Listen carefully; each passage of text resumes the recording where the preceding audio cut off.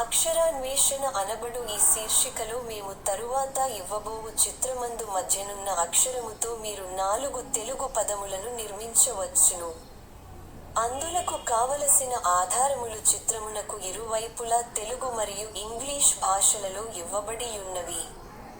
ఆ ఆధారముల సహాయముతో ఉండవలసిన ఆ అక్షరములేమిటో మధ్యనున్న అక్షరము చుట్టూ నున్న 4 ఖాళీ గళ్లలో 1 నిముషములోగా నింపండి. ఒకవేళ ఆ కాల వ్యవధిలోగా ఖాళీలను నింపలేక పోయిన ఎడల 1 నిముషము తదనంతరము ఆ సమాధానము లేమిటో మేమివ్వగలము.